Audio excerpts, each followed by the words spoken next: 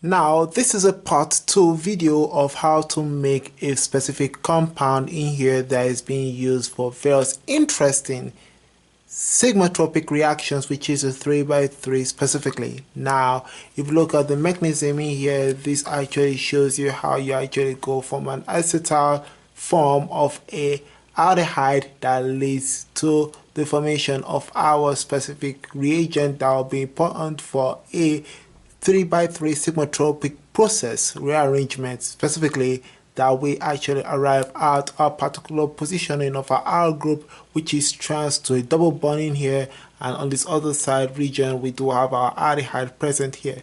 Now this is really important because when we dive into further cases where we actually focus more on making derivatives of other compounds, we actually see in here that by a gamma data unsaturated carboxyl compound, we actually showed that there are actually various ways to actually go about forming various compounds. Now, the one thing that we actually manipulate is our third attachment or our fourth attachment, where on this particular case here, which is case 1, we do have a hydrogen attached here.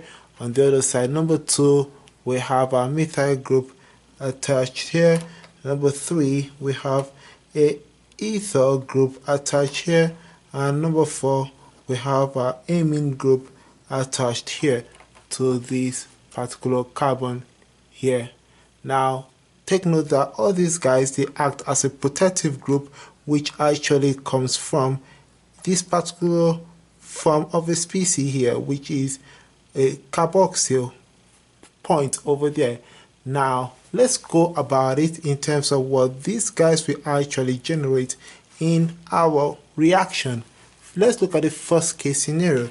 The first case scenario shows that if we subject this to an acidic condition at equilibrium, the equilibrium is actually shown on my previous video, so you can see the mechanism by which you can actually perform this, or as an assignment you can actually try that at home and see how we can go from this to this with this and this to form this particular intermediate, or I'll say transition state, where the hydrogen is positioned here with a double bond attached to the oxygen, and in here we have this other part here which is connected to our substituent here.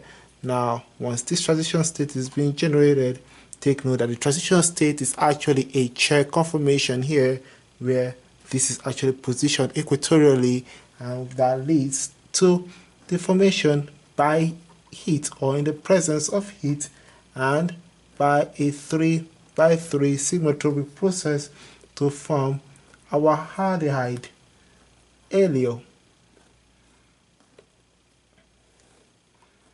where this is actually trans to our R over there group.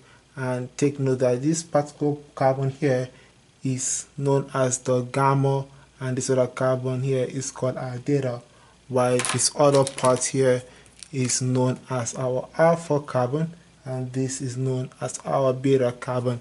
So that's about it for the first case. Now the second case is looking at it the same way as we did in the first case here. So we have an intermediate or transition state, sorry, with our methyl group here, double bond to the oxygen.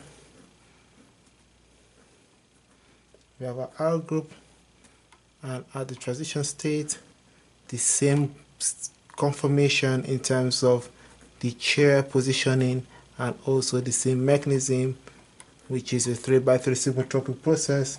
And what we have is methyl group attached to a carbonyl, and that actually shows our R group and our double bond. The same thing, this is our gamma and this is our data, and this is actually the ketone, which is the segment over here, a ketone allele function over here. Now the next one that we have here is our O-methyl, which is our ethyl in the presence of an acid.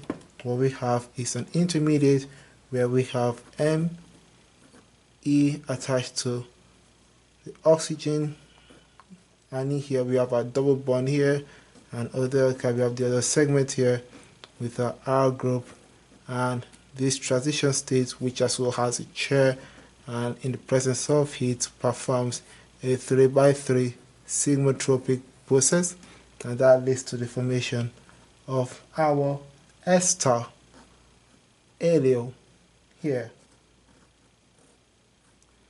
with the R group being trans to this double bond, and here we have our data to gamma over there, and that is our product in this particular mechanism. And our last, another list part here is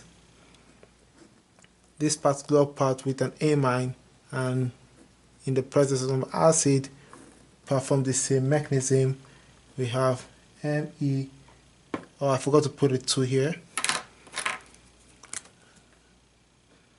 yeah, so we have an Me2 and attached to carbon, which is actually double bonded to the other carbon and also bonding to the oxygen, and we have that over there, and in here we have our R group in there. So this transition state with the same chair transition conformation shows that in the presence of heat it performs a 3x3 sigmatropic process, and we arrive at a methyl group with this, and this forms an amide where this and that is actually connected to an allele.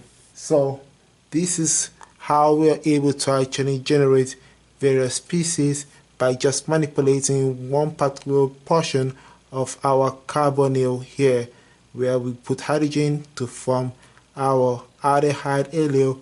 On the other side we put a methyl group, we form a ketone allele. Next one is that we put an ethyl, we form an ester, and in here we have an amine, and that forms an amide allele over there.